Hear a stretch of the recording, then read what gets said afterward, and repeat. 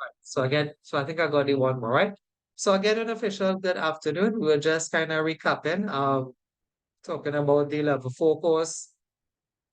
And of course, most of the other NEBOSH courses are sort of easier than the certificate. And it's not that the work is easier, because in truth, level four work is deeper than level three, right? For example, last week, just where we left it, when we spoke about a company having a policy, well, fine, that is good enough.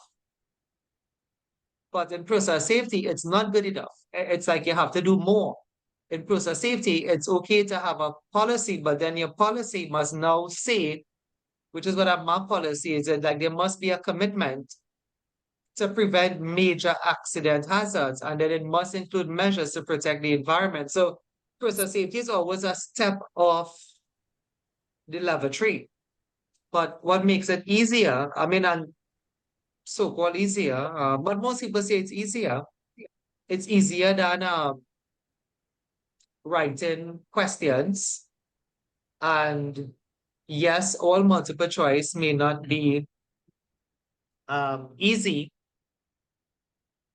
Some multiple choice may be tricky, but the point is the answer is there. So it's just to find the one that makes the most amount of sense, right? So the other thing that makes process safety a bit easier is that you don't have to get 100. You know, those who did the level three for that project that you all passed, you had to get 100 to pass. If you had gotten 99, it was a fail. But with process safety, it's not like that. Process safety, the pass mark is 60. Once you get 24 correct questions out of 40, you pass. So a lot of folks have been preferring the process safety. The only downside to it is if you decide to do your own thing on the exam day. Remember we said the exam is monitored from the UK. So you have to, someone is looking at you then, like when you sit by your computer, like, oh, I am looking at you.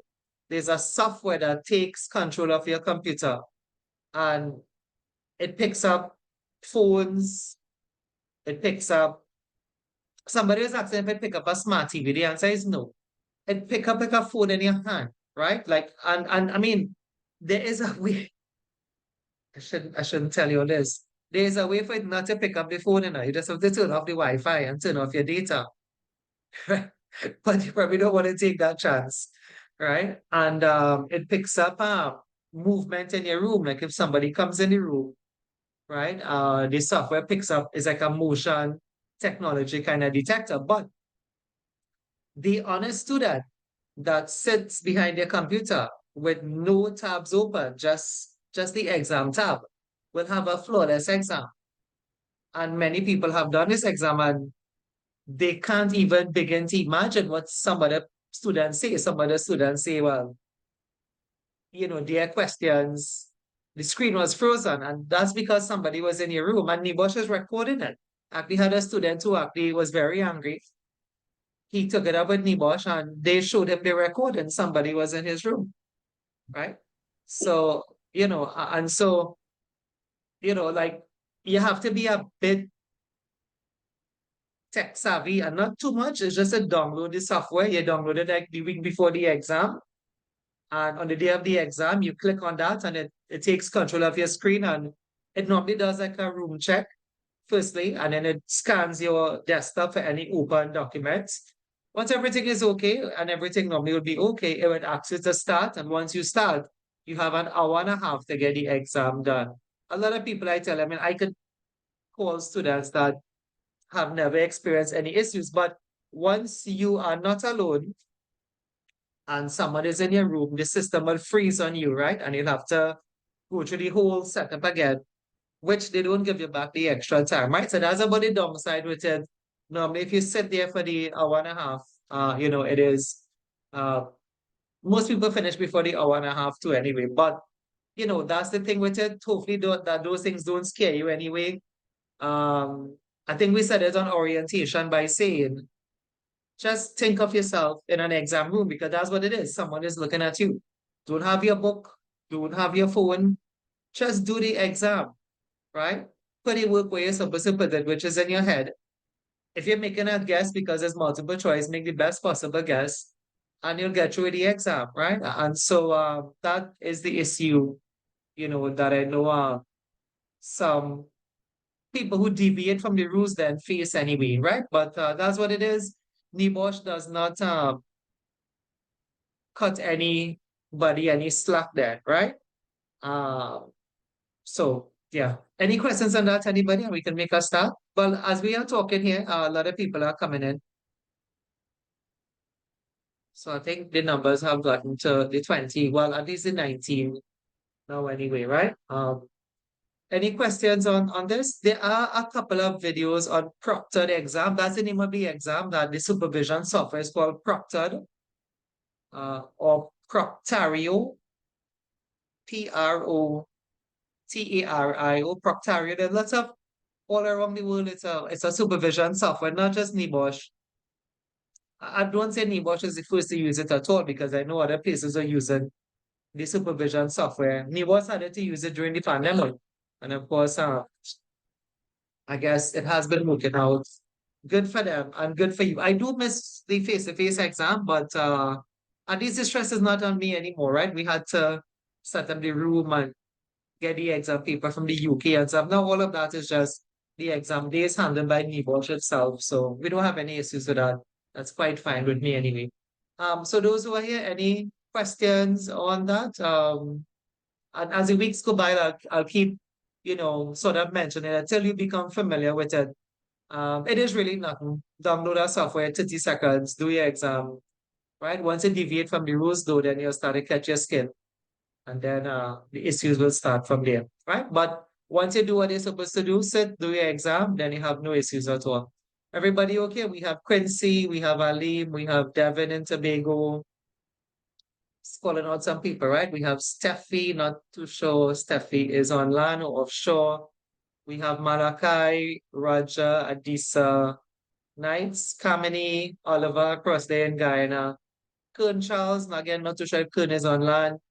Natalie, not too sure who Rescue Barbie is. You'd have to remind me. Wahida is here, Kerry and Green is there. And of course, we had Anis. Yes, okay, good day, right? Okay, right. So good to see you all. Quincy there as well, right? Shakti is there. Quinton is also in Guyana. Mary is also here, right? Okay, so let's make a start. So we left it right here last week. And so just to pick it up back right here is process safety indicators. Again, if you have your book, you can get it open. If you just turn the page from where the map policy was, literally the same thing on the slide. Like on one side of the book, you see the same thing map. Just a short 5 bullet points, right? What is the map policy? And I told you what is the map policy is a safety policy, but because it's in process safety world, you have to say that you want to prevent a major accident from happening, right? For those who don't know what a normal safety policy is, you'll say something like, we'll provide safe access, egress, we'll provide safe plants and equipment, but in the process safety field, because it's so catastrophic, you'll have to say that we are committed to preventing major accident. We are committed to preventing major accident and environmental spills. You can write here on this slide. Literally, you can't get easier than that, right? And again, I was telling you, all right, look, the book have 4 bullet points, but watch how much points you have here. You have more points here than you have in the textbook, right? So for those of us who are a little bit taking a look at the board pieces of information, remember I said, the first year we ran the course, but NEBOSH ran the course, it didn't have a book, right? So, when I wrote the PowerPoints, the year after they decided to publish a book, right? But the PowerPoints was first then, like which came first, the chicken or the egg? In this case, the PowerPoints came first, right? And then the textbook came about a year after the year it was piloted in Trinidad, right? 2017 anyway. All right, long story short, the point is you have PowerPoints and you have good information, right? So we're moving on here. I was saying if you turn the page, you'll be on page 28, and the heading is the same, process safety performance indicators.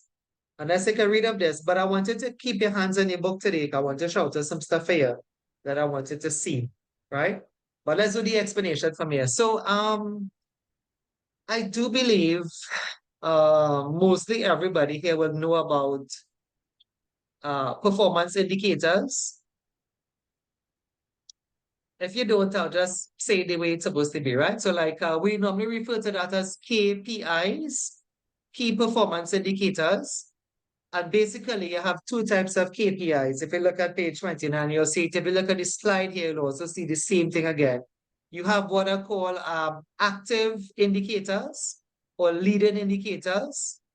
And an active or leading indicator is anything that is like good for the company, right? So like if you said you wanted to do 30 inspections for the month, and you did 30 inspections for the month, but that's called a leading indicator, right? If you said you wanted to do 2 audits for the quarter, that's kind of a lot for the quarter, right? But 1 audit for the quarter, and you did 1 audit for the quarter, well, then that is a leading indicator. Leading, you can think of it as anything that is proactive. So again, if you make it notes, you could write these things down.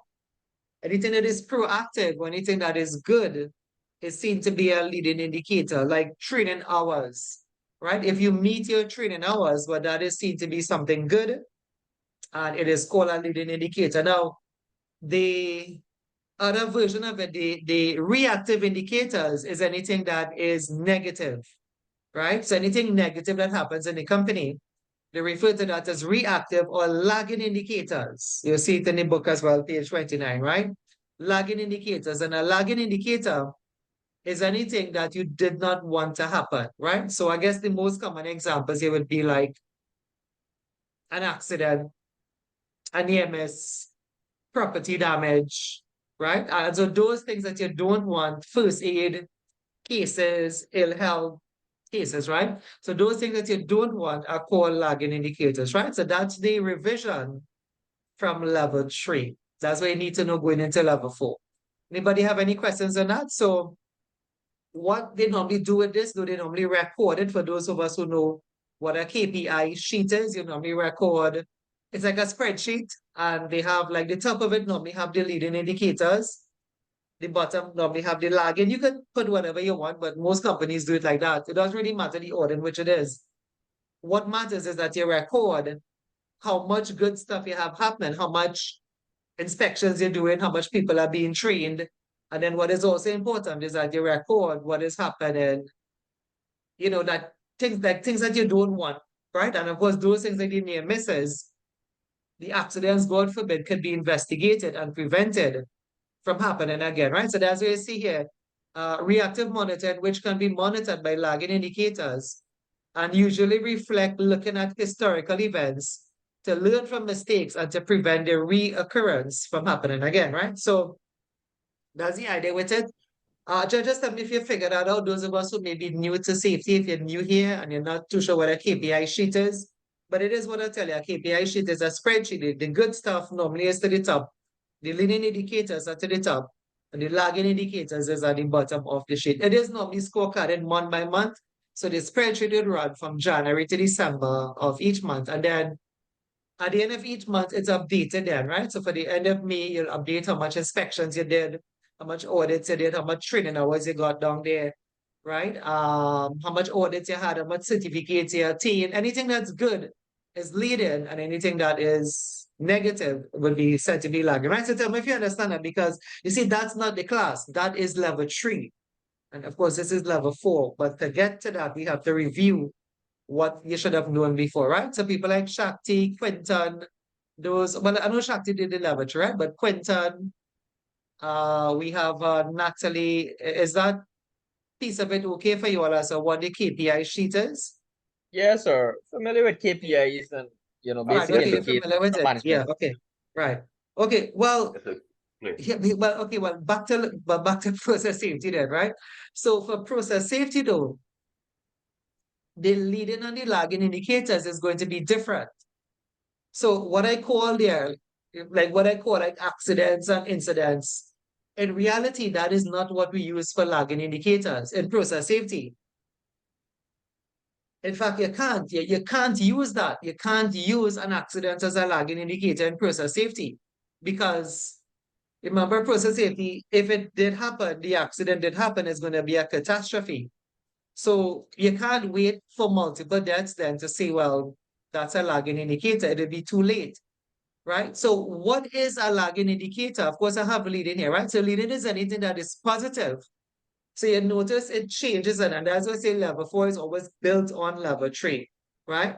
So leading indicators is anything that is positive, like actions that you followed up on, right? You maintain a piece of equipment. So it's different to regular safety, right? So process safety training and competency. So some workers did the PSM course, so that's positive, of course, right? Example include mechanical integrity. This involves collecting data on the delivery of planned inspection work on safety critical plants and equipment, right? So mechanical integrity, if they say which is a leading indicator, and they said the equipment was of sound mechanical integrity. Well, then you have to remember like the basic concept. Leading is anything that is good, lagging is anything that is bad. The examples are not level 3 examples, that the examples are not just training. Training is here, but training is respect to process safety. Anything that you did then that it could be seen as positive would be said to be a leading indicator. Well, if so, well, what is a lagging? Because I was saying you cannot wait, you can't wait for an accident. Well, lagging could be a near miss.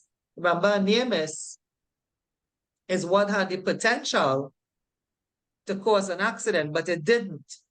So like a valve failed, but in that line, pipeline, gas line, you had another valve, you had a shutter valve, a remote, shutter valve, but one valve failed. Now that is a lagging indicator. Now, in reality, I said, remember what we saying, folks, you cannot wait for a disaster in process safety. You and your plant wouldn't be here, right? But because the valve failed, that is a lagging indicator. Think you get it a bit? And what I did with this slide, I did a whole set of examples on this slide, right? A whole set of examples on this slide.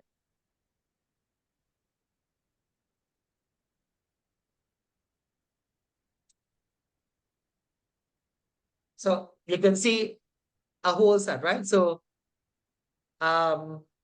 near miss, primary containment inspection or testing results in outside acceptable limits, right? So you did some testing, just making this up, you did some testing, and let's say the acceptable limit of pressure or temperature, let's probably say temperature, right?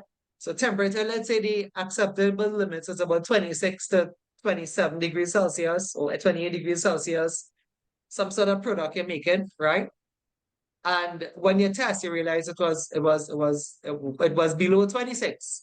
Now, nothing has happened. There is no fire, there is nothing like that. 26 is kind of low for temperature, right? But that's outside. And if it's outside the acceptable limits, because it could result in your product not having the required tasted, and if it's something that you're making, right? Like something to drink or whatever, right? Process deviation or exclusion, meaning it kind of is higher or lower than what it's supposed to be. The point is not what it's supposed to be. And if it, like I said, if you look at the heading, it's near miss because we cannot wait for an accident. We just know that the temperature or the pressure, right, isn't what it's supposed to be. So when you're tested, now there's no harm as yet, but it's a near miss in the process safety world because it's a process deviation. Think you get it a bit? Look how much examples I have. So the opening of a ruptured disc, yeah, there are some valve that is meant to open, right? But maybe it kind of opened before it was supposed to open. Or even the failure of the ruptured disc to open, right? So, it doesn't have to be a full-fledged accident to say, well, that's a near miss. In normal safety, you kind of have to wait, I mean, and you could count near misses too, but there's a more urgent concern than to count the near misses in process safety rather than to count the accidents then, right? And so if you're okay with that, I don't think they'll give you, trying to admit somebody here, right? I don't think they'll give you an example from, they can make up their own example, right? So you just have to have your head on, right? I have a whole bunch here, right? unusual or unexpected runaway reaction. Well, that sounds bad. Those of us who know what a runaway reaction is, right? Whether or not within the design parameters, but it's unusual and unexpected. So it's a deviation, right? Anytime a safety instrumented system failed to operate as designed, it probably didn't result in harm then, but it failed to operate as designed.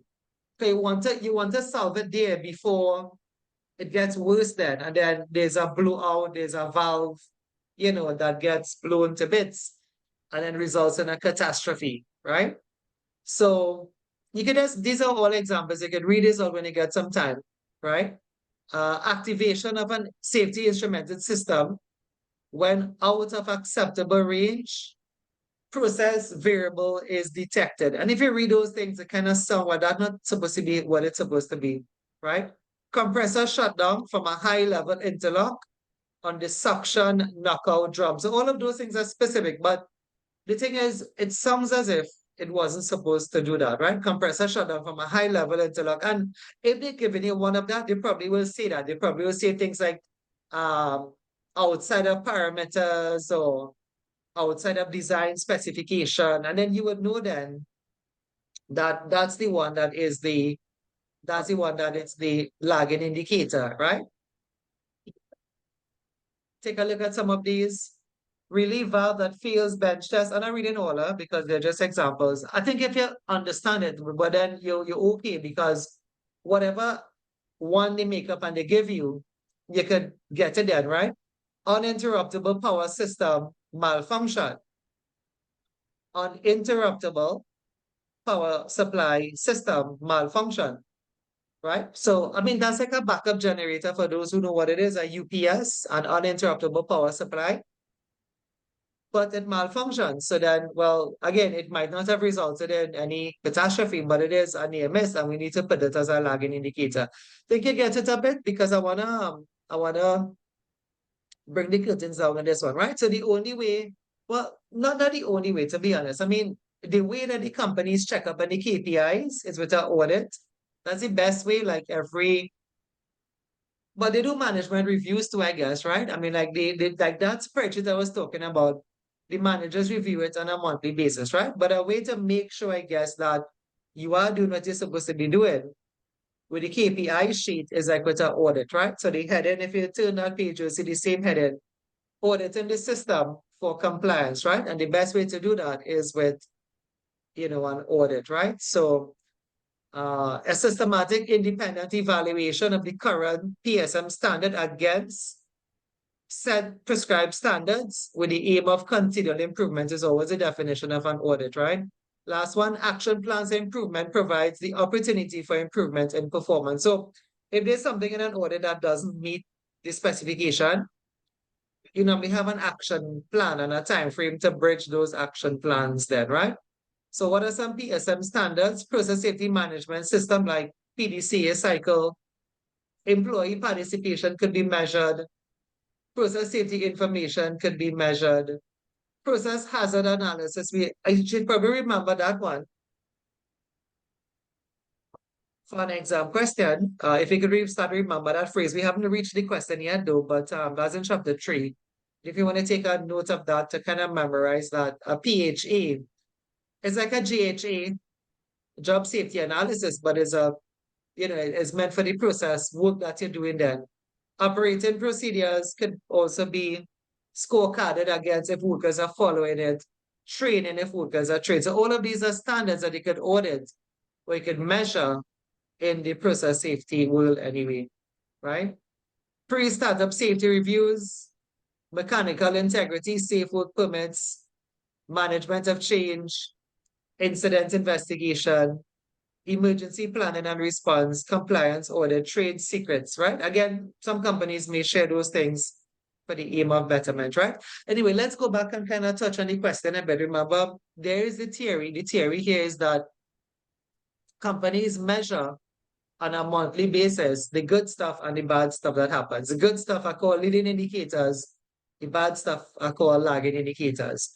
With process safety, the indicators will take on a kind of different approach because you don't want to wait for an accident anything that fails may probably make it into the lagging indicator category. And anything that you fulfill, like inspections, valve, service, right? A pump that was serviced on time, that will make it into the leading category, right? So what I wanted to do, those are all the books that you may have to write something down here for me, right? Yeah, I think I'll have to write it too as well, right? So what I've been seeing, and those are the books, you can probably look at page 29, right?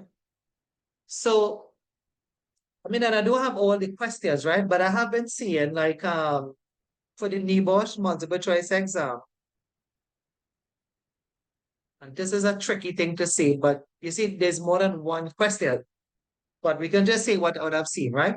So like if you look at your book, and those of us without the book, I'll just write it here for you. For the lagging indicators, right? For the lagging indicators, um, they normally start off that statement with the words, or the word, yeah, I mean words, right? So with the words, number of, right? If so remember it's multiple choice. So like if they say which is a lagging indicator, there are some questions. If you don't see number of, well then that's the one that is incorrect. So lagging indicators normally begin with number of. However, you have to be careful. There's a tricky question, but let me just finish the theory, right? So lagging indicators normally begin with the phrase number of. So number of valves that fail inspection, number of tanks, that was identified with corrosion around the edges. Anything that sounds negative is a lagging indicator, right?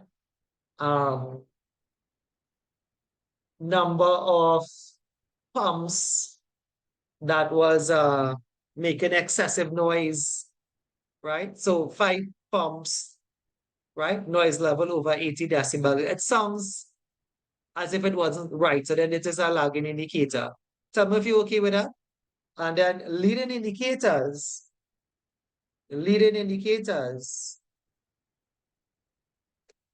seem to start off with the words percentage of. So like these words then have been defining words to separate it in the multiple choice. So like if they say which is a lagging indicator, they may actually say percentage of. But if they say percentage of, well then that's wrong because lagging indicators normally begin with the words number of and not percentage of, right? Percentage of normally begins leading indicators, right? Percentage of. Tell me if you're okay with this. Those of us in the book, you'll spot it on page 29, I said, right? However, I have seen deviations from that. So I'll try to see if I can show you that question. I don't want to spend too long on it either because it might just pass paper. We need to push for the work as well. Right? But tell me if you understand this, those of us in the book, I all seen all the lagging indicators begin with the statement number of, number of, number of, number of. And all the leading indicators begin with the words percentage of, percentage of, percentage of, percentage of. Now, with that I was saying, right? I have seen like a trick question where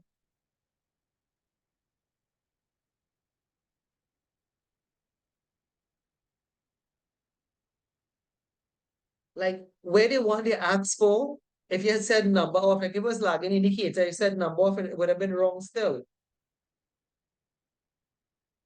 Are you all are you all with me still out there? Are you all kind of following? Remember the idea of multiple choice is to trick you a bit. So I think it comes back. So generally speaking, the questions are not tricky, but then I remember seeing one that like if they said, I just say like if they said which of the following is a leading indicator? And the one that was correct had number of in front of it.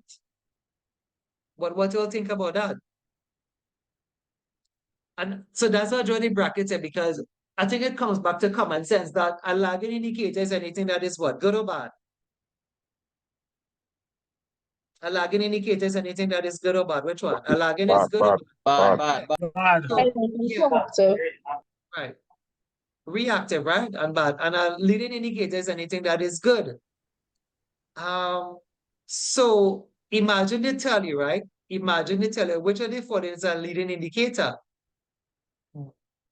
Listen to the question I'm making up on in the spot, right? Which of the following is a leading indicator? And they have, I just making it obvious, right? Percentage of near misses.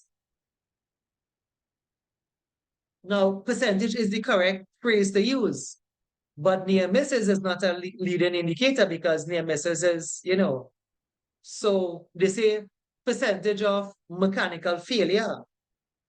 Now, it's the correct phrase, percentage of, but mechanical failure is not leading. So it comes back to the basic knowledge of good and bad. You think you understand what they're trying to tell you? And then the one that was correct, listen to the one that's correct.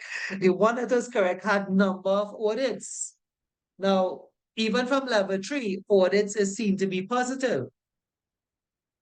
So the 3 answers that had percentage of reflected something that was negative, like accidents, incidents, property damage, mechanical failure. So even though it had percentage off in it, it was still wrong. The only one that had a good overtone was number of audits. But the words they used was number off and not percentage off. So you see, it's contrary to the textbook.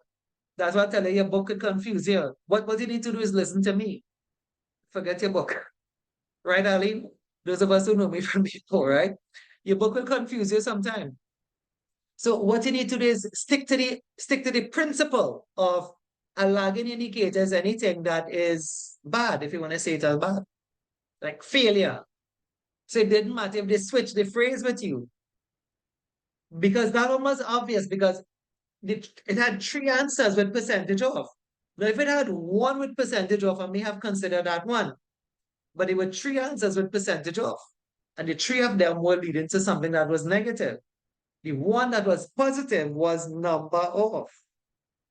But number off, if you look at your book, says it should have been something lagging, but that was the only one that was positive.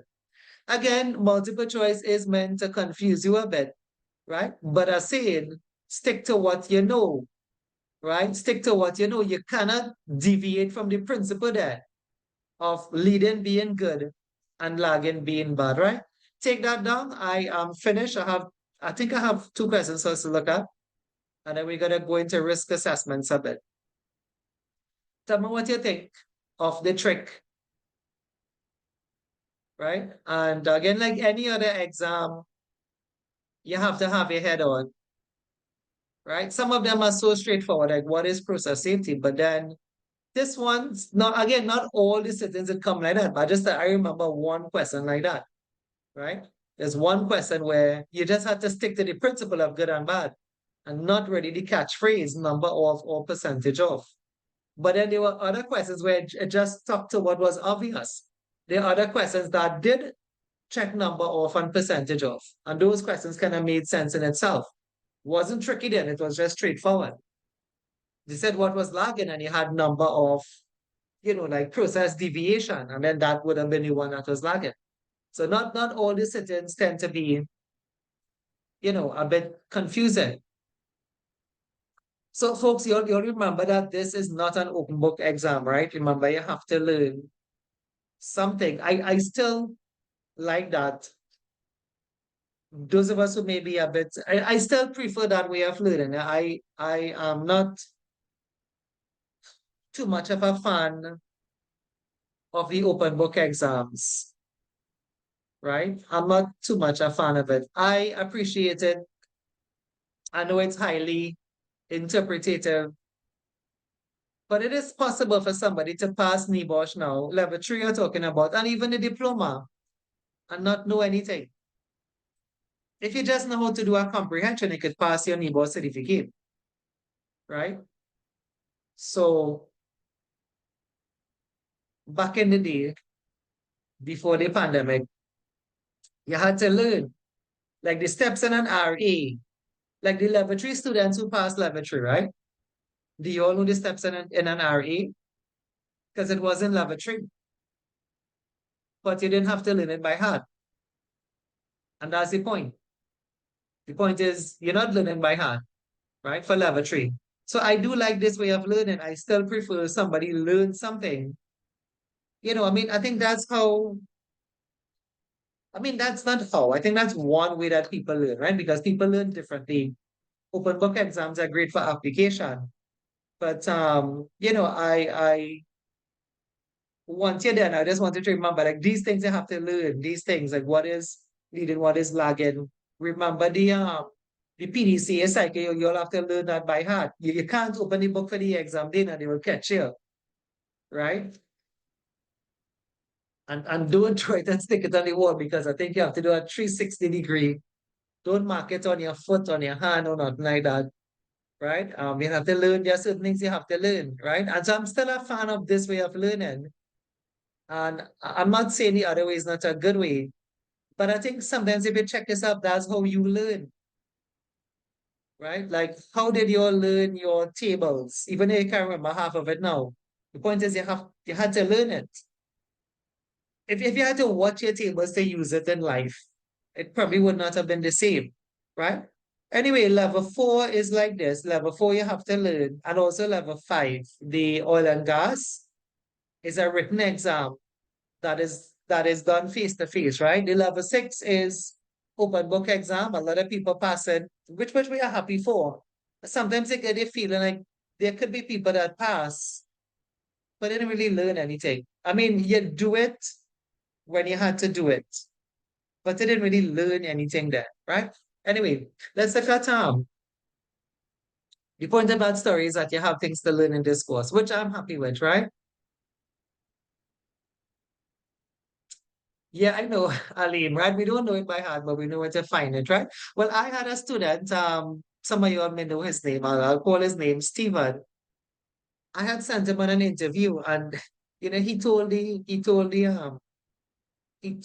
panel that they actually asked him what were the steps in an RA. So that's why I mentioned that now. We commented that when they turn this page, it have that in the book, right? That's why I'm talking about it. So like they asked in the interview what are the steps in an RA, and he had his NEBOSH. He had his certificate, he had the process, had the incident investigation, and he said that he didn't learn it by heart, but he said if when the need comes to use it, he could know how to find it. Now that didn't impress them because some people are kind of old fashioned. And he didn't get the job, but he got other jobs in Point Pleasant. Those of us who know him, Stephen has work, you know, and make a lot of money right now. But he didn't get that particular job, right? I'm not saying. I mean, that could have been the reason why. But I do like the fact that you all have to learn something here, to get the course. And like when you leave, it stays with you, right? That you would have learned some things anyway. All right. I want to show you all. I think there's a question here, but I'm trying to move the thing around here, right? I'll probably pass it. Okay, so this is one. Take your time before you answer this one. Um, some phrases you might know, but still give it a try, right? And I'll probably just try to tell you. I'll tell you the answer, of course. I'll explain what you probably didn't know. Because the truth is with multiple choice, all the answers there. It's just which one, right? So a proactive, which is like leading, which is good, a proactive maintenance strategy associated with asset integrity is. So which of this, in other words, which of these is really good at? Proactive. Which of these maintenance strategies like a really good maintenance strategy, right? If you think about your vehicles, which of this is, think about your cars, right? Actually, my car is a mess right now. As soon as I wash it, rain will probably fall tomorrow. But yeah, which of this is really good, right? Which of this is really proactive? Condition monitoring. I'm not explaining it, I just kind of stressing on the word, right? Breakdown maintenance. Inherent safer design. Redundancy. If you don't know what redundancy mean like you have two valves in the same pipeline. That's a simple way. You have two cutoff switch. You have one in series, one in parallel. Right? You have two ways to do something, or more than two ways. And I just saying two, but the more ways you have, that is what redundancy is. So you have, like a pipe leading into a tank will have more than one shutter valve. Right? There'll be one at the manifold, there'll probably be one at the top, there'll be one probably going to the top of the compressor or something, right? So that's redundancy. You have like three valves in the same line. But the question is, which of these is proactive? Which of those is really good? That's how I say it. Which of these is really good? So thanks for the four answers. I think I saw four answers went in. Anybody else want to have a shot at it? And that's what I said. On the day you would face things. Now, this is actually chapter 3. Believe it, this is actually not chapter 2. But because of the word proactive, I put the question here now because it kind of is leading indicators anyway. Right? So is condition monitoring really proactive? Is breakdown maintenance? So which one would you start to cross out? Which one you think is wrong?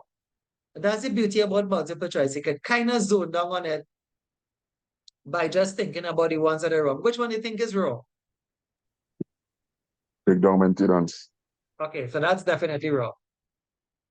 Which one is it could be wrong again? You could always change your mind. A, Which sir. one could which one? A. A. Yeah, condition monitoring is not really proactive.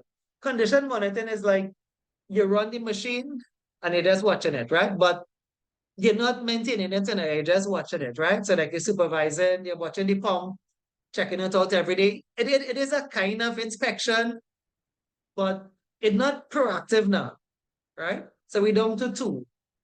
If you had to make a guess, you could think of it like Who Wants to Be a Millionaire? If you had to make a guess, which one? I'll check in the comments now, right? Let me see what you all put. Anybody else? I want to come in on it. A. Is that the same question? D. Okay, condition monitoring is actually wrong, right? And so those of us who said the A, which one do you think you bring it down to now? Pooja has C, Mary has D. So, Redundancy. Redundancy. okay. Think about what I told you redundancy was and what is the other answer to it? Which is truly proactive. So we coming down to D. Take your own answer. Don't let nobody tell anything. C. Okay, so the answer is actually C. Actually, inherent safer design is always the best way to go. You see, yes, the double valve and the double lock-off switch or electrical switch is good, but that's not really proactive. It is proactive in a way, but is it more proactive as if you have a safer design from the very start there, right? So if you had a safer design from the start, you probably didn't need all of those lock-off valves or shutdown switches or whatever have you, right? So inherent safer design is always going to be seen as the best form of proactivity there, right? I'm trying to relate it to like probably a vehicle example, I guess, right? I guess I can think of, so like if you, I mean, most of the vehicles in Trinidad, Guyana now are like the hybrid vehicles, inherent safer design, right? Anybody have one of those? Anybody have one? I've known a couple of people with them, and like uh, the gas consumption is not bad at all. For example, the car I have, every week I have to put gas in it, and some people 2 times a week, right? But the people with the hybrids who pay more money, of course, right? They paid more money to get it upfront, inherent safer design. And if we talk about safety, I mean, those vehicles have, like double airbags and parking assistance and stuff like that. So, as much as I could go and put another mirror in my car, I could put another mirror on the mirror. So that's like adding the valves to say I could see more, or I can put an additive in the engine and the gas to assist with that. But that's proactive in a way, but inherent safer design is always going to be best, right? So, like I said, I know someone that put gas once a month, and here am I putting gas, yeah, once a month. Here am I putting gas, you know, $200 a week, right? So, I mean, inherent. So you get the idea, the inherent. If a valve then comes with a guaranteed lifetime, which is kind of straight. I just giving you one, right? I just saying it in that big way now. A valve come with the fact that it's guaranteed for life, right? And yes, it may be, twice the price of the other valve. But are you then going to replace the other valve every year and shut down, every year and shut down, when you could have just invested in this one, right? So inherent safer design is always the proactive or most proactive way to go there, right? Do you think you understand the example, folks? So quick one here. So, I think what throwing off everyone, it asks the maintenance strategy, right? yeah, Proactive maintenance strategy. So when everyone would have put condition monitoring, that is something that maintenance does. Inherent safer design doesn't really fall under maintenance. That falls under your design or engineering up front now. For those that actually in industry, that is how we would understand it. So maintenance is when it's already designed, it's up and running, and you're just maintaining it. And the question asks the maintenance strategy. But when you see inherent safer design, you're now thinking about from the engineering, front-end engineering and design. I understand that. I think that could I be guess a that's trick. a little the trickiness I with think that. that could be a trick. And that's what I say, you always have to go back to your roots then. Like, what does proactive mean? You understand? Like the one with indicators now, like leading and lagging, good and bad. Like you kind of have to keep going back to what the basics is. I could still have it here. Because that was a tricky question, and maybe this one too is Alim as well. I mean, you're right. But in chapter 3, right? I'm gonna tell you this is a concept from chapter 3. In chapter 3, inherent safer design is classed as a maintenance strategy, right? But we have done chapter 3, and so the point taken that you probably didn't realize it was a maintenance strategy, right? But in chapter 3, it is listed as a maintenance strategy, right? All right. The good news is things repeat, so be very careful. Once you see it, don't ignore it. Things repeat, right? The last exam, which was last week, no, what a week ago, right? A week and a half ago. The last exam, students said, I could read the comments for you now. I'll read it for you one of these days, right? We cannot deviate enough today. Students said,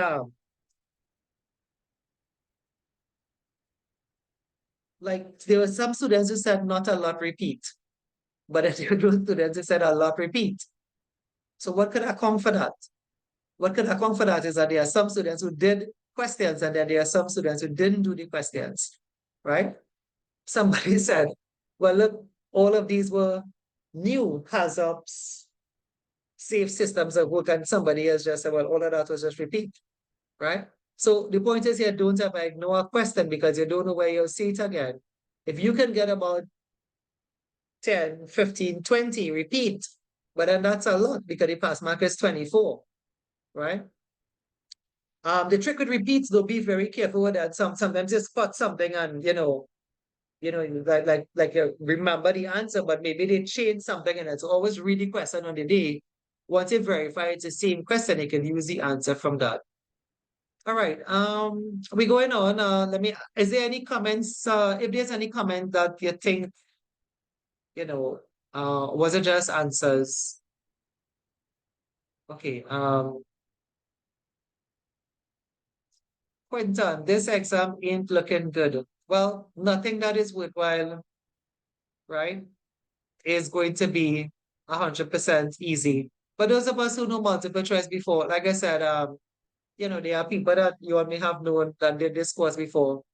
A lot of them say it's very easy, right? But you can't say it's easy and you just don't do anything. You didn't revise your work, you didn't study your book, right? So once you do and you have a head on, it ends up being an easy question. An exam, remember, NEBOSH is the gold standard, but you don't get gold, Quinton, on the surface. You all know that because you're all in Guyana. And maybe you do, but you still have to go and look for it. So you have to do some work to get it, right? So you have to get some work, done, some studies done to get this certificate. Once you do, though, you all know the benefits of it. It's good for life, doesn't expire, and it's globally recognized, right? I'm taking off this thing here.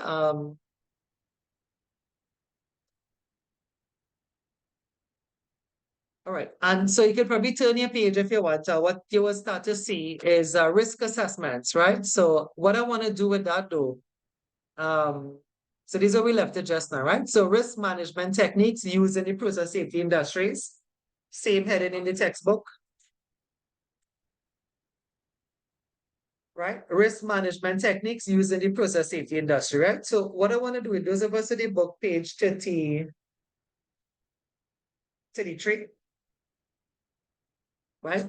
So those of us who look at page 33, and those of us who are not looking at it, you look here, because it's the same thing you're looking at, the steps, right? This is like a review of what a risk assessment is, right? So I'll read it for those who haven't done risk assessments before, right? So the main objective of risk assessment is to determine the measures required by the organization to comply with relevant health and safety legislation. I really don't agree with that, and that's something I got from NEBOSH, right? From the syllabus, right?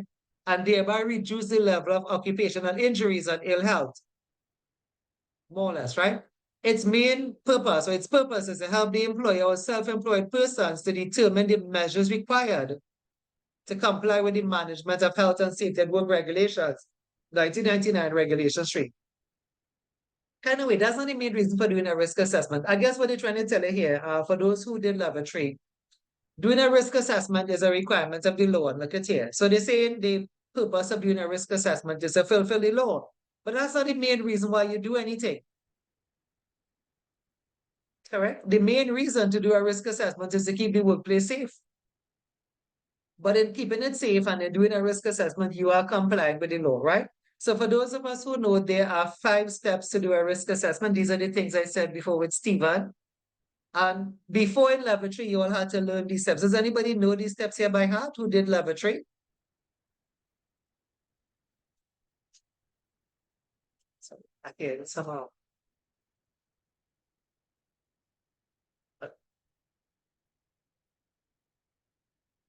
I thought my phone running now, but I don't have my phone on. But I hear like Identify the hazard. yeah, but do you know it by heart? I mean, I'm not saying know it in the book, but anybody know these steps by heart? Mitigations already in place. Recommended mitigations. The Right. time frame to be completed. Right. But if you look at your book, page 33, well, those are the steps then, right? So the steps of doing a risk assessment came out from a publication in the UK known as INDG 163. This is actually a booklet for those of us who know what INDG series are. I'm giving you a chance to write it down for those who don't remember that, right? INDG booklets, they are free to download from the HSE website. I think I have a picture of it somewhere here. No, I don't, right? But I probably had it in level 3. It's like a picture of somebody climbing a staircase. And the 5 steps is there. They also tell you what a risk assessment is, and these are the steps in doing an RA. The first thing you do is identify the hazard. Same thing in the textbook. Step 2, decide who might be harmed and how. Step 3, evaluate the risk and decide on the precautions. Precautions is another word for control. Step 4, record your findings. And step 5, review your findings. And that's what you all did in level 3. Those of us who did NEBOSH level 3, that would have been the heading of your RA project. The first column would have been identify the hazard. The second column would have been decide who can be harmed. Well, the third column was actually the control measures you have in place and stuff, right? And the record is the sheet itself. If you remember the NEBOSH project, part 4 of it, you had to put in the review date, like a year away from the year that you were using. Any of that sound familiar to anybody? If not, and you're in safety here, so by doing level 4, you actually do level 3, you know. So you don't have to go back and do level 3, but you can learn the steps. These steps are the universal steps of doing a risk assessment. Now, here's the thing. That's not this course. The only reason we're talking about this is that we want to get to the process safety risk assessment. But to get to the process safety risk assessment, we have to come back and do the normal level 3 risk assessments. So if you didn't do level 3, learn this. This is what we did in level 3. Identify the hazard, who might be harmed.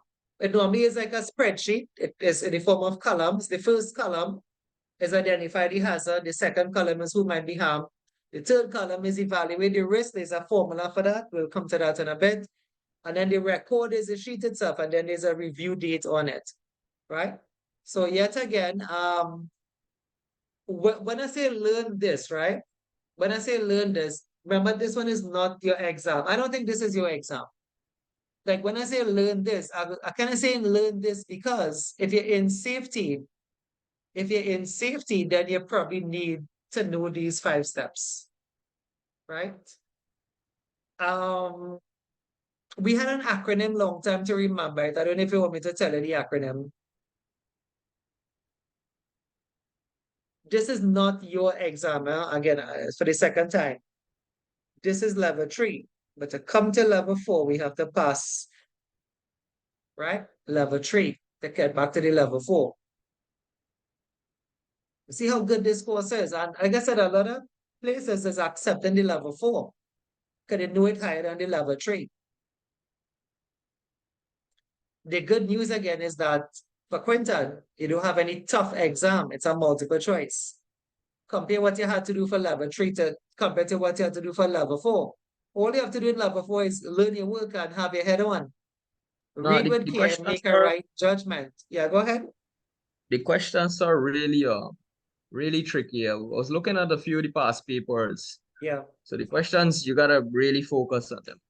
Yeah. And like I said, nothing good is ever easy.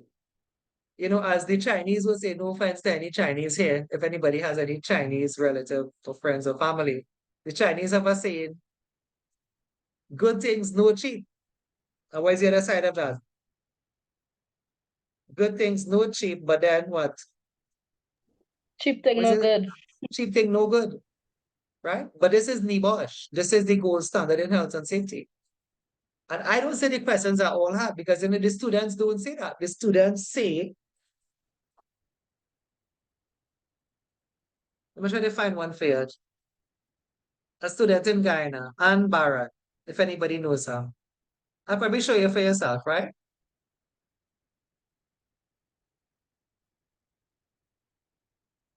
I'll show you for yourself. I don't think you could read it though, right? Anne Barron, this is somebody in Guyana. I can't read upside down, yeah? So you'll have to probably see what you could make out there for yourself. I'll read some for you in a bit, right? Anne Barron, and the last exam. Sam, good night, right? So some people call me Sam, right? I did get into the exam without issues. However, my paper was a tough one, not sure on the marks I would have received. Well, that's why it's called an exam, right? Most questions came on zoning, steam, fire, dust explosion, all of which we did. One question on permit to work, one on PDCA, right? Risk assessments, hazard. But that's what we told them. Questions came on electricity and utilities. That's what we told them. It was going to come.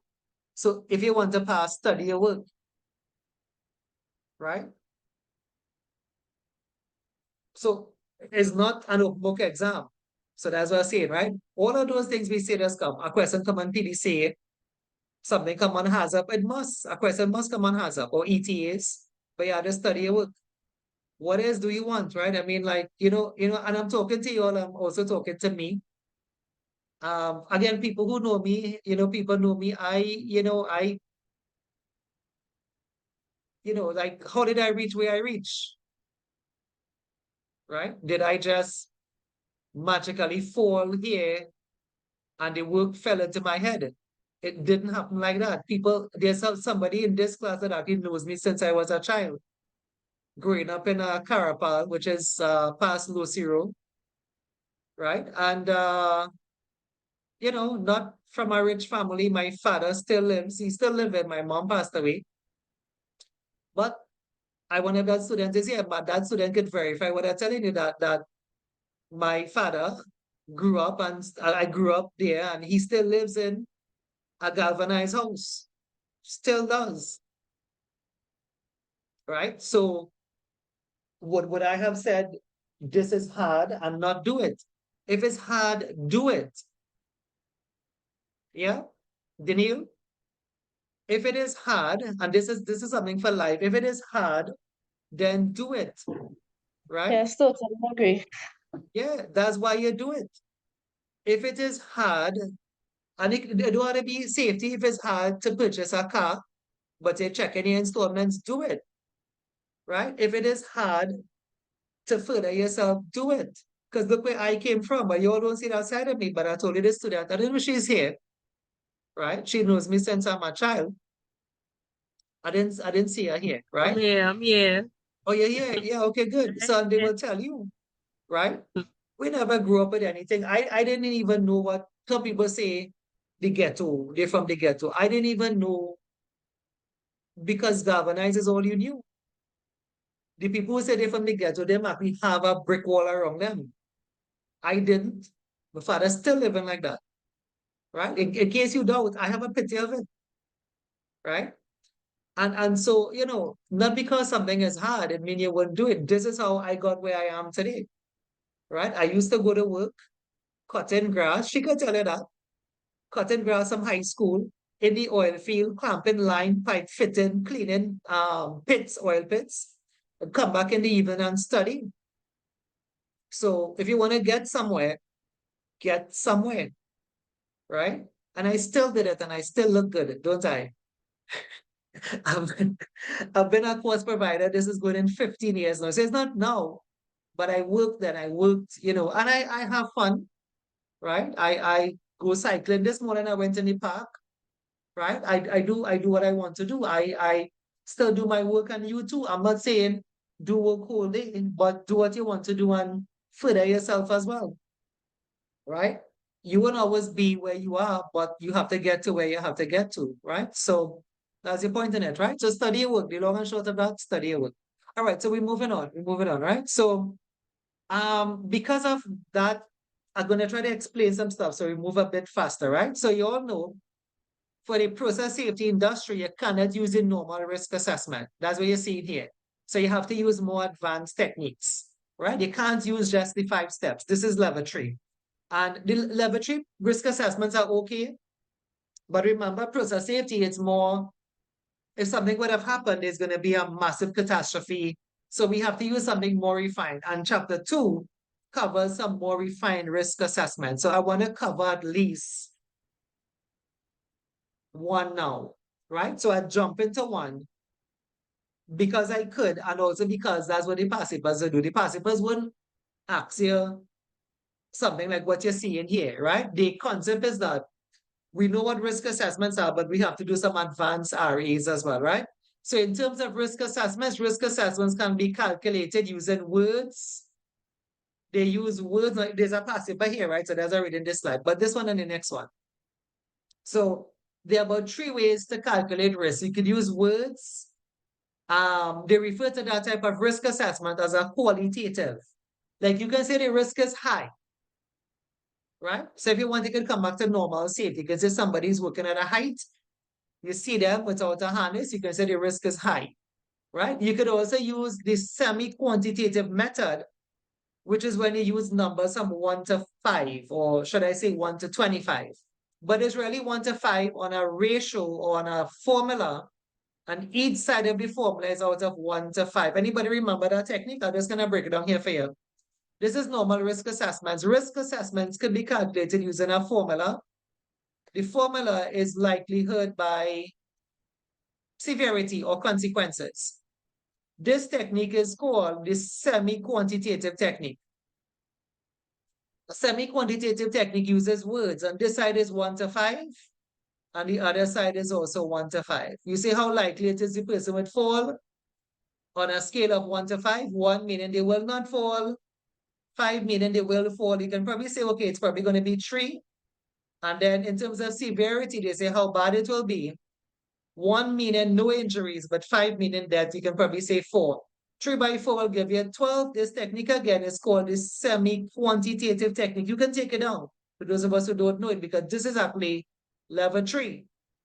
It's 12 out of 25. Where did the 25 come from? Anybody remember where the 25 came from? Where did 25 suddenly appear from? The 25 would have been most likely by the most severity. So, Right. So the highest and is then the the is scale that they use 1 to 25. right. So the highest is the B is 5 and the highest is the B is 5. So it's going to be 12 out of 25. How bad is that? You can put it on a number line. You can put 1 on this side and put 25 on that side. And you can try to figure where does 12 fall. So 12 may fall about here. So we could refer to this as medium risk. The closer you get here, they call it high risk. The closer to 1 you get, they call this low risk, right? But the 12 is going to be medium, and this is why they call this technique semi-quantitative. See if you understand why. What is semi-quantitative? Semi-quantitative is a mixture of words and numbers. If qualitative was words, but it says semi-quantitative, then it's a mixture of words and numbers. The 12 have a meaning at the end of the day. The 12 means medium. If you get 20 out of 25, the 20 would have meant high risk. If you get 4 out of 25, the 4 would have meant low risk. So it's a combination of words and numbers, and that technique is called semi-quantitative. Think you okay? All of this is level 3, by the way. We reached level 4 yet. And it just 11 minutes past 2. But we can cover one of the techniques. Some of you okay with this, folks who are here? Yes, sir. Yeah. Anybody in Guyana? The 23rd of this month, I'm coming across the Guyana with the new Guyana school, right? To do an oil and gas course. If you're all interested, you'll try to contact them tomorrow. You can probably ask me for Miss Barbara's number. I could send it for you all, right? Some of these things are covered there as well, right? And for that Sunday, well, the 23rd, I'll be missing 2 Sundays here in Trinidad. Yeah, I'm not going to play. I'm actually going to teach, right? So I'll be teaching another course. So the 23rd of June and the 30th of June would have no classes, right? Those 2 weeks I'll be in Guyana. The 23rd is the day of the flight, so there's no way, like exactly now I have to be at the airport like 1 p.m. And then they come back exactly not the 30th, they come back is the following Wednesday. So I'll think about the 4th of July, but I'll be in Guyana still. So please take a note of that. Not next week. The head of the day is the 23rd and the 30th. Not next week. Next week is normal class. The 23rd and the 30th, you'll have no classes here. And we can't have in Guyana too, because it's not as if I'm free then. I'm actually doing oil and gas, and I'm actually doing a risk assessment in Guyana, a NEBOSH risk assessment. If you're in Guyana and interested in those things, you can let me know. I can kind of try to hook you up with the coordinators across there, right? The risk assessment NEBOSH is not through the New Guyana School. It's through somebody else. It's through another company, right? Anyway, back to this. So you all understand the semi-quantitative technique. So as I have this slide here, and I kind of write in here, let me talk about the one that is on this slide here, which is quantitative. Let's read this one. So I just put in the letter Q, right? So a quantitative risk assessment is more objective, where actual numerical values are used. For example, modeling calculations of evaporation rates of flammable liquid spillages, thermal radiation output from fire, gas release, and dispersion. These approaches to risk assessment reflect a range of assessment from qualitative, lowest, qualitative, right, to full quantitative risk assessments. I think I should probably write it on the side here for you, right? So we just put QUALI. So qualitative uses words alone. You just say the risk is low, medium, or high. Words only, low, medium, or high. The one I just showed you was semi-quantitative. This is the one in the risk formula. This is the one in the formula, likelihood by severity, 5 by 5, etc. That technique is called semi-quantitative, right? But there's actually another technique out there on this slide called quantitative risk assessments, right? So quanti and not quali, quantitative risk assessments. And this one, they say, is more objective. It uses actual numerical values. For example, like modeling calculations, right? So if you want, I want to come back here for me a bit. I want to show you something here. So of the 3 types of risk assessments, the best one for the process safety industry is this one here, quantitative risk assessments. That is a passive question. Remember, I had a question here. Which of the techniques is the best one to prevent catastrophes? The one where you could actually do calculations, modeling calculations. It's more accurate than 5 by 5. Let me explain that to you. Why would this one be more accurate by 5 by 5? Because 5 by 5 sounds really good. 3 by 4 is 12, 4 by 4 is 16. This one sounds good. Yes or no? This one sounds good. This is level 3, right? For those of us who did level 3, this is what you covered in level 3 here. This is your NEBOSH certificate here. This is level 3. This one sounds good, but it's not the best. Why is this one not the best and this one the best? What do they mean by more objective? Listen to what I'm going to tell you now, right? So if you use this technique, right, coming back up here, you may get a number like 20 or a 25. You may get a number like 25 or a 25, and that's good, right? Folks, that's good. But watch this, right? Let me ask a question. I was going to put 25. Go back 20. Let me ask a question, right? Are there numbers existing between 20 and 21? Are there numbers that exist between the numbers 1 and 2? Yes or no? What do you think? Are there numbers? Yes, Yeah, I sir. used to teach maths. I used to teach maths long time, right? Anyway. Right. Yeah, there are more numbers, right? There are more numbers between 1 and 2. There are more numbers between 20 and 20, well, I mean 20 and 21. You could take it to a decimal point. You could take it to 1.1, 1.2, 1.3, 1.4. You get the idea.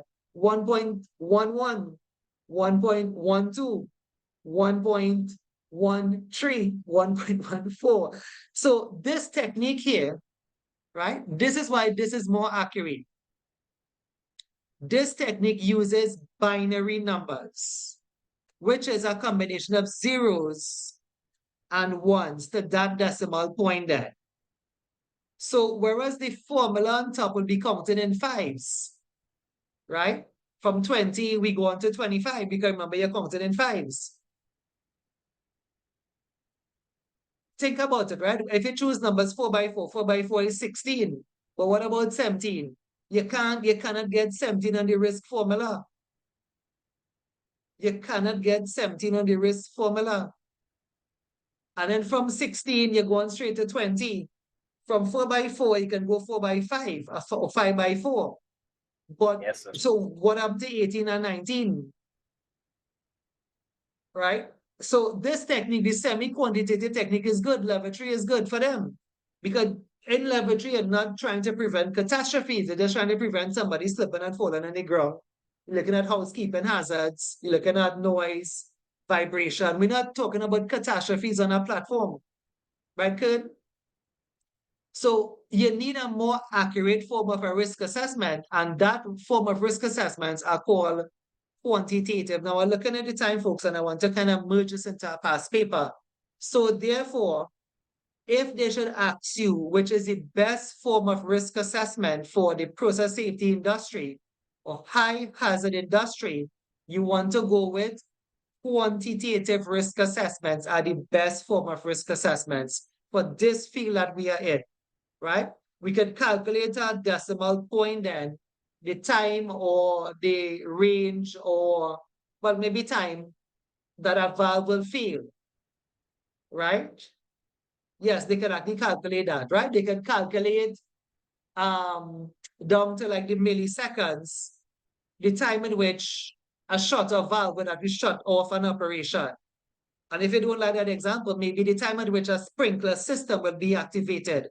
They could actually count it down to say 0.01 seconds. But you couldn't get that with the formula up here, because the formula up here is counting in fives or whole numbers, right? You need a more accurate form. A good way to describe this, I'm gonna give you a little story here, right? A good way to describe this. God forbid, I don't know why I just think of these examples when I have to travel, right? But like, if, and there have been air disasters before in the world, right? So, yeah, it's the worst example to think about. But in an air disaster, in an airplane, an aircraft crash, right? What do they try to retrieve from that crash site? What do they try to retrieve? Black box. Right. And why? Because they want to find out what time is it. And they don't want to know just 11:30. They want to know it down to the second. Say 11:33, right? Again, the black box give you more information other than that. But that's the precision then why you need stuff in the process safety world. You need the percentage of which a valve would operate, right? You need that down to like a decimal point, 0.01 second. You need the time at which the sprinkler system will go off, 0.02 seconds, right? So therefore, in process safety, a quantitative risk assessment is the best, right? So here the thing, I'm looking at the time. I don't have any way we could even start one, but I could tie one in this. I could tie one in this, right? And you could just watch it. I could write it here on this slide for those without the book, and I could just finish off this one, right? In truth, we did not look at any advanced RA techniques today. We didn't. We just got to set it up.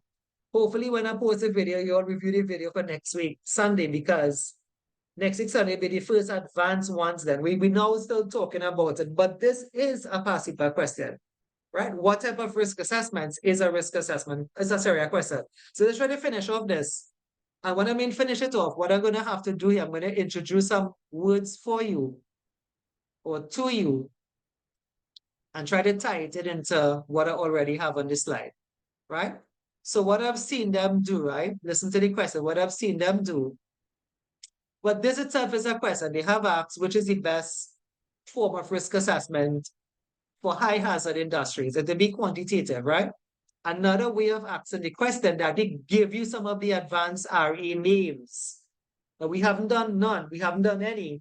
But I could write four for you on this slide. And those of us in the book, we could actually just turn the book and see them, right? But let me write them first, because I can't do two things at the same time, right? So let me just write them first. So I'm going to write for you here some advanced RA techniques. And this is actually a question as well, right? So it's just to get a marker. So some advanced RA techniques, we have the one called the HAZUP, right? Next week we'll learn all about this, what it stands for, etc. For now, I'm just going to write the word, right? A HAZUP. A HAZUP is an advanced RA technique, right? HAZUPs. All right, and about four, right? Another one, bow tie analysis. All of this is on the same PowerPoint tonight. You don't have to get another PowerPoint. All of this, what I'm writing here is on the same PowerPoint, right? Bow tie analysis. Just put in bow tie. You can write the word analysis on me, right? Another one, something called an ETA, an event tree, like a mango tree. It's spelled the same way. Event tree. Yes, like a mango tree or whatever tree, an avocado tree.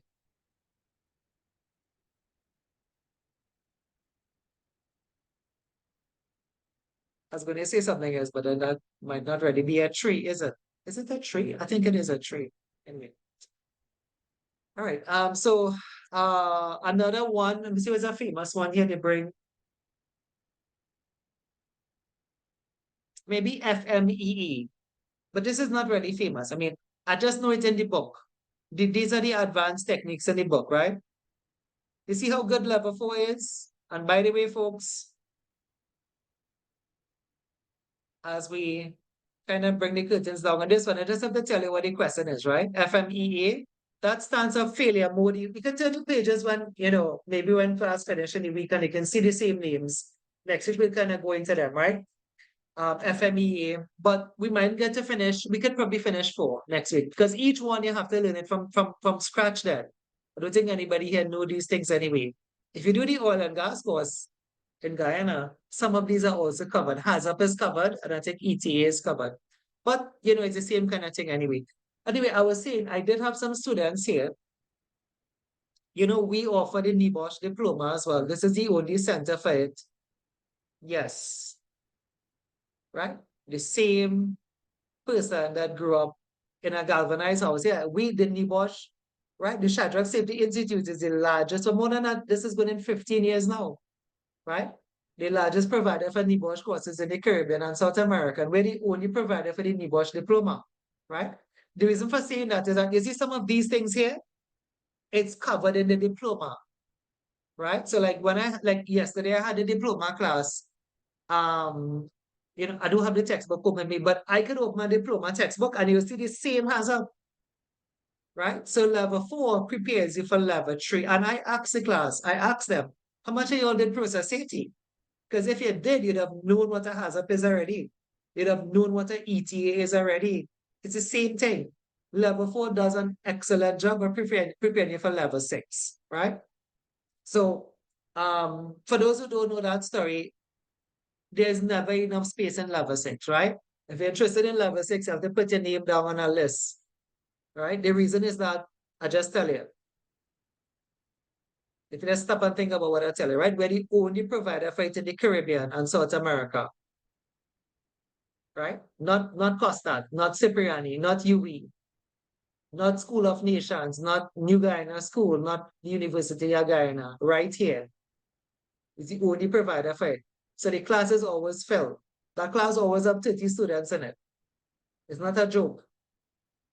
The class always have 30 students in it, right? If anybody interested, the next intake is in September. I know some of you put your name on the list already, right?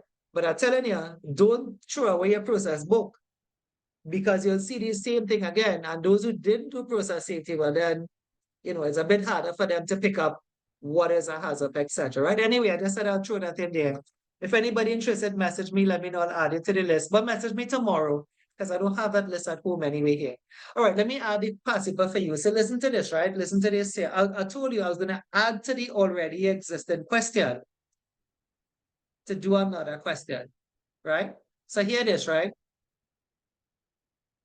Just to recap. I'm recapping from up here. There are 3 risk assessment techniques. There are some techniques that uses words. There are some techniques that uses words and numbers. And there are those that use numbers alone. The one that use numbers alone are more accurate than the ones that use words. You can see it here. Quantified risk assessments are more objective because they use actual numbers then, other than numbers and words. Here it is, right? Here it is, right? So some of these techniques here fall within those categories up there. In other words then, not because it is advanced means that they all use numbers. I'll say that again. Of those 4 techniques, some of those words like HAZUPs fall within different techniques from the top, right? So not all of these uses binary numbers then. In other words, there's actually going to be one here that's better than the rest here as well. This is another passive question. This is a question here, which is the best one, quantitative. If you can figure out the one that uses pure numbers here, then there'll be one here that's better than the others as well. Because by the nature of it, quantitative is better than qualitative. So that's what I'm going to tell you. If you have a little bit of space, I can tell you this. So I would just use the W and the N, right? So words and numbers. So HAZUPs uses words. You can write it out for me. Bow tie uses words. ETA uses numbers. And an FMEA may use numbers and words. So you start to see them from next week, right? But for now, we know has-ups. If you want, you could watch it in your book, and if you don't have the book, but I had to pull the slide lower down. But those of us with the book, I can show it on screen. They have a has-up here, now, and it's on the slide too. I have one on the slide too. It have about 3 on the slide, right? You think you understand? The advanced techniques, not because it advanced, it means that they all use numbers. They fall within different categories on top. Those of us with the book, page 38, this is a has-up here. Notice what you're seeing. Are you seeing numbers or words? Are you seeing numbers or words? What's that first word, by the way? What is that word there? Remember, I can't read upside down, eh? Guide word, guide word. Guide words. What then has uses words? If you watch the other page, you'll see bow tie. See if you see the bow tie. A bow tie uses words. There are no numbers on this. If you don't have the book, folks, just scroll on this slide. All of these things are on your slide. Yeah, don't be lazy. Don't say that you didn't see it. It's on the same PowerPoint, right? So it uses words. So a bow tie uses words. The ETA uses numbers and the FMEA uses numbers and words. So here the other question, here the other passive question. Which of those techniques is the better one? Which of those 4 techniques is the one suited for the process safety industry? That's a simple question, a simple answer. Now that you know which is the best one. Which is the best one? The one that uses what? Numbers. So therefore, the best answer is going to be ETA. ETA. There are 2 passives you just do there. You could probably take it down. I'll try to close the class. If I can, I think I may have one on the slide. I was trying to explain it now as I have the space there. I wrote it there for you, right? But that's 2 passive questions right there. One, they can just ask you, out of the qualitative, quantitative, semi-quantitative, which is the best one? It's the one that's the quantitative, QUAN. Right? And then they can change that question now and they could say, I jump in the month, I put the 20th of okay, yes. Yeah, they can say which of those advanced, so all of those are advanced. HACCPs, bow tie, ETA, FMA, but even so, which is the best one? ETA is the best one. Let me try to see if I can find the question. Anybody write it? Anybody write it?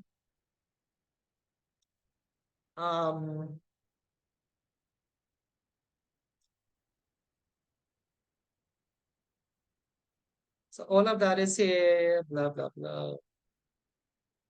Like the HACCPs here that I was trying to show you just now on the table. The bow tie, right? So those of us who don't have the book have 1, I have 2. You could have 1 and it have 2 there. ETA, right? FMEA. Let me see if there's a question. Okay, cool. Look at this one. So I find one, right? Well, this is actually in your textbook too. This is the question in the book, right? Take a read of it, but you all know the answer already. You see, that's when you learn your work. So which technique would be, so the question kind of straight, right? But which technique would be used to assess the effectiveness of control measures after an event? It probably would have read better if they say which technique, which would have been the best technique to use to assess the effectiveness of mitigation means control, right? Mitigation measures after an event. Failure mode effect analysis, event tree analysis, risk assessments, hazards. Well, hazards also uses words, right? So by what you learned today, the little bit you learned today, you know that the best one is going to be an ETA. So the answer for this is actually B as well, right? In short, in case they ever ask you which is the best one, it's always going to be ETA. In your syllabus, ETA is the only one that uses like decimal places numbers then, right? We have to stop, even though I feel like going on, but we have to stop, right? So I would let me check out the chats. Thanks for your time. I felt as if the time went fast, but I don't know what was on your end.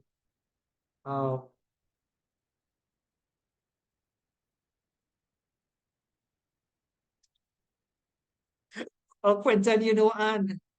Yeah, Anne works on very long hours. I don't know if she had gotten, you know, if you know Anne, I mean, Quentin said he knows her, right? Yeah, Anne does work some really long hours.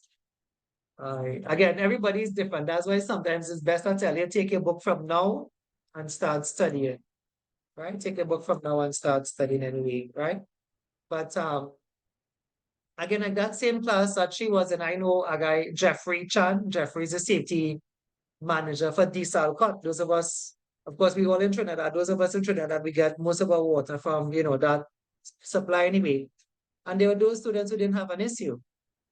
But if you're really fighting for time to study, that could be an issue. That's why it's good to take your book from now. If you don't have your book, download your PowerPoint, print it out 600 slide and start reading, right? So, that's the idea behind that. Did I stop the recording?